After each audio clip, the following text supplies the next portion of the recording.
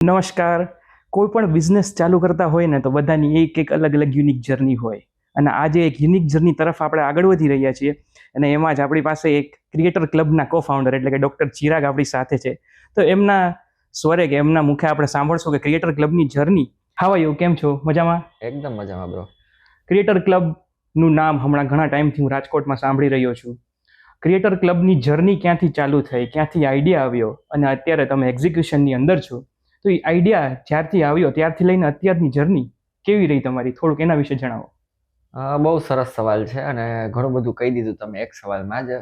આજથી 2 વર્ષ પહેલા જ્યારે અમે લોકો એક ડિજિટલ બ્રાન્ડિંગ એજન્સી હતા, હું ને કેવલભાઈ એ સંભાળતા હતા, એ દરમિયાનમાં અમારી પાસે 500 ઇન્ફ્લુએન્સરની રિક્વાયરમેન્ટ આવી આજથી 2 વર્ષ પહેલા. હવે વિચાર કરો કે અમે કેવા એક્સાઇટ થયા હશું, કેમ કે એ ટાઈમમાં હજી ક્રિએટર અને ઇન્ફ્લુએન્સરની જે લાઈન છે એ બહુ હજી એક્સપાન્ડ થઈ રહી હતી. સો વી વેર વેરી એક્સાઇટેડ અને અમે કીધું કે યસ આ થઈ જશે. એટલે અમે બ્રાન્ડને ઓકે ડને કહી દીધું. ને અમારો ટ્રેક રેકોર્ડ એવો હતો કે અમે એકવાર કહી દઈને એટલે એ કરીને જ દમ લઈએ. એટલે અમારા ક્લાયન્ટ એ બધા હાઈ ટિકિટ ક્લાયન્ટ હોય એમ, અને એ અમારી એ ટ્રસ્ટ ઉપર જ આખું ચાલતું હતું. સો આ પહેલી વખત એવી ઘટના બની કે અમે લોકો 500માંથી ખાલી 50 લોકોને જ કેટર કરી શક્યા. તો વિચાર કરો કે અમને કેટલું ઓલું થયું હશે. અને અમે બહુ મહેનત કરી હતી, લગભગ મહિનો 1 દિવસ જેવો અમે મહેનત કરી. પછી થાકીને અમે લોકો રાતના લગભગ વિચારતા હતા, 2 વાગ્યા હશે, ચા પીતા હતા અને વિચારતા હતા કે શું થશે એમ. ત્યાં જ કેવલભાઈના માઇન્ડમાં એક આઈડિયો પોપઅપ થયો કે ભાઈ આ આવડી મોટી ચેલેન્જ છે તો આનું તો કંઈક પ્લેટફોર્મ હોવું જોઈએ એમ. એમેઝોન જેવું કંઈ હોય તો કેવું ફટાફટ આપણને મળી જાત એમ. તો અમે ગોઈતું પણ અમને એવું કંઈ મળ્યું નહીં.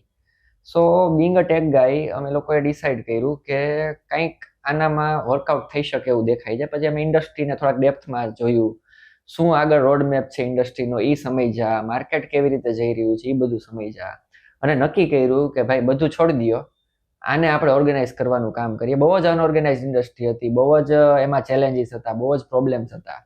અને એ પ્રોબ્લેમને સોલ્વ કરવાનું મિશન લઈ અને અમે બહાર નીકળ્યા.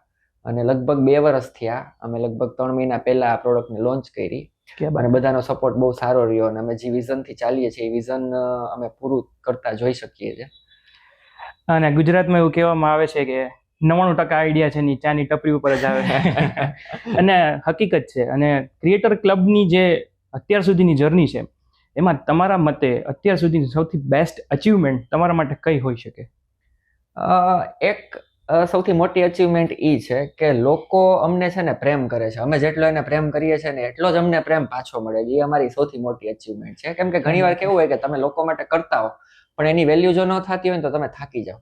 તો અમને જે થાક નથી લાગતો ને એનું કારણ જ છે કે ડગલે ને પગલે તમારા જેવા સપોર્ટિવ લોકો અમને બહુ જ પ્રેમ કરે છે. એટલે અમે લોકો ટકી રહ્યા છીએ. ક્યાં વાત છે. સમજો કે આજે હું એક કન્ટેન્ટ ક્રિએશનની જર્ની ચાલુ કરી રહ્યો છું. હું બહુ નાનો ક્રિએટર છું. ક્રિએટર ક્લબ એક પ્લેટફોર્મ આપે છે મને, બટ અત્યારનું માર્કેટ એવું કોમ્પિટિટિવ છે કે ભાઈ કોઈ બી કંપની હોય, કોઈ બી બ્રાન્ડ હોય, એ એવું ઈચ્છે કે ભાઈ કોઈ બી ફેમસ ઇન્ફ્લુએન્સરને આપણે મોકો આપીએ કે એ આપણી બ્રાન્ડને રિપ્રેઝેન્ટ કરે. તો એમાં મારા જેવા નાના ઇન્ફ્લુએન્સરને તમે કેવી રીતે ચાન્સ આપો? એવું તમે શું પ્લેટફોર્મ અમને પ્રોવાઈડ કરો?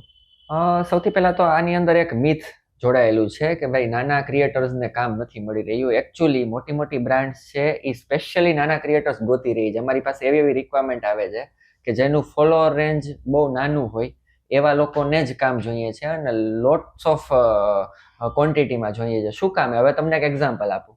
તમે એક મોટા ક્રિએટર 1 મિલિયન વાળા ક્રિએટર સાથે તમે કામ કર્યું.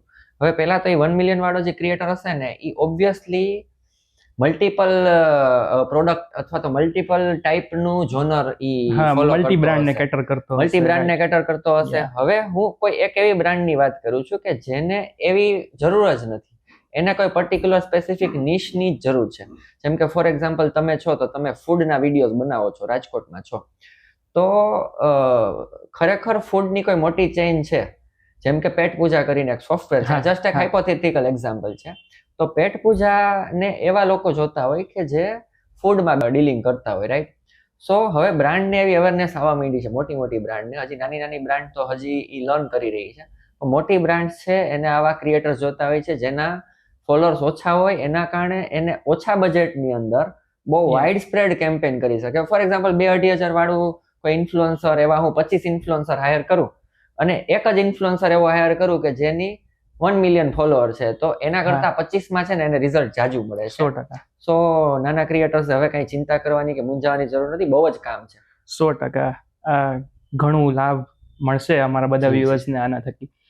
એક એવો ક્વેશ્ચન કે ભાઈ સમજો આજે મારી બ્રાન્ડ છે, હું 10-15 ઇન્ફ્લુએન્સરને મેં જોયા હોય એમ કે ભાઈ એક આ છે એક આ છે, એટલે તરત મારા મગજમાં એક પ્રશ્ન આવે કે ભાઈ હું આને કામ આપું, કારણ કે હું એને ઓળખું છું, મેં એનું કન્ટેન્ટ જોયું છે. રાઈટ. તો ઈ કેસમાં હું ડાયરેક્ટ એને અપ્રોચ કરીશ, નહીં કે હું ક્રિએટર ક્લબ પાસે આવીશ. રાઈટ. તો મારું ના આવવું થી મને કયા ગેરફાયદા થશે, અને આ તમારી પાસે એટલે કે ક્રિએટર ક્લબ પાસે આવું તો મને કયા ફાયદા થશે? બહુ સરસ ક્વેશ્ચન પૂછ્યો તમે. Very good, very good. Okay, generally હજી જે સિનારીઓ છે ને, લોકો એવું જ બિલીવ કરે છે કે ભાઈ હું ડાયરેક્ટ ડીએમ કરું. અમારા ઘણા ઓળખીતા ક્લાયન્ટ છે, અમારા ઓળખીતા એટલે ટૂંકમાં કનેક્ટેડ હોય એમ, એ લોકો ડાયરેક્ટ અપ્રોચ કરી રહ્યા છે ક્રિએટર્સને. ક્રિએટર્સ અમારી સાથે બહુ, મેં તમને કીધું, પ્રેમ કરે છે, એટલે અમારી પાસે સીધી આવે વાત કે ભાઈ આવી રીતનું આવ્યું છે. ને ક્રિએટર શું જોવે છે ક્રિએટર ક્લબમાંથી? તો કે એને પૈસા ટાઈમે મળી જાય, પહેલી વસ્તુ. બીજી વસ્તુ કે બ્રાન્ડ જેન્યુન છે કે નહીં, એ પણ એ લોકોને ડાઉટ હોય છે. એટલે ક્રિએટર હવે શું કરતા થયા છે ખબર છે? એ લોકો એવું કહી રહ્યા છે કે ભાઈ તમે ક્રિએટર ક્લબમાંથી ઓર્ડર નાખો. એટલે હવે બ્રાન્ડ શું કરે? બ્રાન્ડને ખબર જ છે ક્રિએટર ક્લબ છે, એટલે અગેઇન પાછું એને આવું તો અહીંયા જ પડ્યું, પછી પાછા અમારી પાસે આવે કે ભાઈ આ આવી રીતનું છે અને હવે અમારે જોઈએ છે. સો એક તો એનો આ સમય બગડ્યો, એને ડીએમ કર્યા, ડીએમ નો રિપ્લાય આપવો પડ્યો. અગેઇન ક્રિએટર અમારી પાસે આવી અને અમને કહે જ છે કે ભાઈ આ હવે શું કરવું આમાં એમ, અથવા તો કઈ રીતે અમારે ડિસિઝન લેવું, કેમ કે અમે ઘણા બધા ડિસિઝન લેવામાં લોકોને મદદ કરતા હોઈએ છીએ. લોકોને પ્રાઇસ કેટલી લેવી ખબર નથી, સો એવા ઘણા બધા અમે મદદ ઓલરેડી કરી ચૂક્યા છીએ. સો એક તો ટાઈમ બચી જશે બ્રાન્ડનો, જો ડાયરેક્ટલી ક્રિએટર ક્લબમાં આવશે તો એનો સમય સૌથી મોટો બચી જશે. બીજી વસ્તુ, ડીએમ કરવાથી એને એક તો એક હેન્ડલિંગ કરવું પડે, એટલે મેન પાવર એ નહીં, કોસ્ટ ગઈ એને, સો એ કોસ્ટ એ બચી જશે. તેના કરતા બેટર છે કે they can just come to creator club, એના ટ્રસ્ટને એ એક્સપિરિયન્સ કરે અને કામ ચાલુ કરી દે. એટલે એક વર્ડમાં હું કહું તો ટ્રાન્સપરન્ટ ક્રિએટર ક્લબ કહી શકીએ. યા, ક્યાં બાત હે. હવેનું જે માર્કેટ છે ને, અમે સોફ્ટવેર એન્જિનિયર તો અનુભવી રહ્યા જ છીએ કે ભાઈ એઆઈ તરફ આગળ વધી રહ્યું છે. બરાબર. અમને એવી બીક છે કે ક્યારેક જો અમે સારું પરફોર્મ નહીં કરીએ તો અમારી જોબ જવાની શક્યતા છે. કે ભાઈ પહેલા જે કામ કરવા માટે 2 લોકોની જરૂર પડતી હતી, અત્યારે એક વ્યક્તિથી થઈ જાય છે. તો એ જ વસ્તુ આગળ જ્યારે ક્રિએટિવ કન્ટેન્ટ એટલું આવશે કે જ્યાં માણસને રિપ્લેસ કરવાની વાત આવશે, તો એ ક્રિએટર્સને કેટલું ડેમેજ કરી શકે, ક્રિએટર્સ ઉપર શું ઇફેક્ટ આવી શકે એની ઇન્કમમાં, એના ગ્રોથમાં, તો એ થોડુંક એના તરફ થોડીક તમે વાત શેર કરો. C we all are humans, right? તો આપણને છે ને હ્યુમન ટચ ઓલવેઝ બહુ ગમે છે. રિસન્ટલી તમને આની બદલે બીજું એક એક્ઝામ્પલ આપું. જાપાનની અંદર એક એપ છે કે જે એપમાં તમને હ્યુમનને તમે બાય કરી શકો, એટલે કે એઝ અ કમ્પેનિયન. એ એપનું નામ જ છે કમ્પેનિયન એપ. ખાલી વિચારજો, આ થોટ વિચારજો કે તમે આજે એકલા થઈ ગયા છો કે તમારી પાસે કોઈ રિયલ વ્યક્તિ ના હોય ને, તો તમને કેટલું ડિપ્રેશન ફીલ થાય છે. 100%. આ એક એક્ઝામ્પલ આપ્યું મેં તમને લોકોના માઇન્ડસેટનું, ને આવી એપ બહુ સરસ મજાની ચાલી રહી છે જાપાનમાં. ઇન્ડિયામાં આ કોન્સેપ્ટ આવશે વહેલા મોડો કે જેમાં હ્યુમન ટચ એ લોકોને જોતો હશે. આ જ વાત કરું હવે ક્રિએટર ઇકોનોમીની, કે એ કેવી રીતે આને રિલેટ કરે છે. તો કે ક્રિએટરને બહુ જ કામ મળવાનું છે ઓથેન્ટિક કન્ટેન્ટ માટે. એઆઈ ગમે તેટલું સારું બનાવી દે ને લોકોને સારું કન્ટેન્ટ જોવું જ નથી ગમતું. એટલે હવે આજકાલ ઇન્સ્ટાગ્રામ છે ને અલ્ગોરિધમ એવી રીતે ડિઝાઇન કર્યું છે કે રો ફૂટેજીસ હશે ને એ સૌથી જાજી લોકોને બતાવશે, નહીં કે એઆઈ જનરેટેડ અથવા તો highly edited content. Highly edited ની પ્રમોટ જ નથી કરતું, રાઈટ? સો તમે 2 પોસ્ટ મૂકજો, એક રો માં મૂકજો અને એક હાઈલી એડિટેડ મૂકજો, તમને પોતાને ખબર પડી જશે કે કેમાં રીચ જાજી મળી. સો વી આર હ્યુમન, અને ઓલવેઝ આપણે હ્યુમનને કેર કરશું, એને લવ કરશું, એટલે હ્યુમન જનરેટેડ કન્ટેન્ટ ઓલવેઝ ચાલવાનું જ છે, એમાં કોઈ 2 શક નથી. એ તમારી 100% વાત સાચી. બટ આ ઇન્ડસ્ટ્રીમાં સ્ટેન્ડ કરવા માટે તમારું કોમ્પિટિશન છે એ ફૂલ છે. તો તમારી જાતને તમારે કઈ ટર્મ્સમાં યુનિક બનાવવું જોઈએ જેથી કરીને તમારી સાથે કોમ્પિટિશન હોય બટ તમે તમારી જે ઇમેજ છે ને એ તરી આવે, એમ કે તરત ખબર પડી જાય કે ભાઈ આ ખૂબ સારો કન્ટેન્ટ ક્રિએટર છે. હા, એના માટે છે ને એક તો તમે જે નિશ ચૂઝ કરો છો ને એ નિશ પ્રત્યે તમે એકદમ ડેડિકેટેડ હોવા જોઈએ. નિશ છે ને એ એકદમ પ્રિસાઇઝ ચૂઝ કરવી, જેથી કરીને દરેક નિશની ઓડિયન્સ છે જ. મને સોશિયલ કન્ટેન્ટ ગમે છે તો હું સોશિયલ ફોલો કરીશ જ, એ સિવાયની રીલ ફીડમાં આવશે તો એને ફોલો નહીં કરું, પણ મને ગમતી વસ્તુ આવી ને એટલે હું એને ફોલો તરત કરી નાખીશ. તો તમે નિશ વાળું કન્ટેન્ટ બનાવશો ને તો તમારી ઓડિયન્સ છે જ, પહેલા તો આ સમજવું પડશે. બીજી વસ્તુ કે નિશ કેવી રીતે નક્કી કરવી ક્રિએટરે, તો કે જે કામ કરવામાં એને મજા આવતી હોય, ગમતું હોય, જે કામમાં એ એકદમ ફ્લુઅન્ટ હોય, એ કામવાળી નિશ જો એ ચૂઝ કરશે ને તો એને કોઈ દી થાક નહીં લાગે. અને થાક નહીં લાગે દેટ મીન્સ એ એફર્ટલેસ કામ કરી શકશે. તમે મુઠ્ઠી બાંધીને રાખો તો તમે સાંજ પેડે થાકી જવાના છો કે નહીં? કેટલી વાર તમે રાખી શકશો? તો બરાબર છે. આ મુઠ્ઠી વાળીને એ એવું કર્યું કહેવાય તમે કે ભાઈ એવા કન્ટેન્ટને તમે પકડી લીધું કે જે તમારો જોનર જ નથી. એની બદલે તમે ફ્રીલી બેસો, રિલેક્સ બેસો તો તમે આખી જિંદગી બેસી શકશો.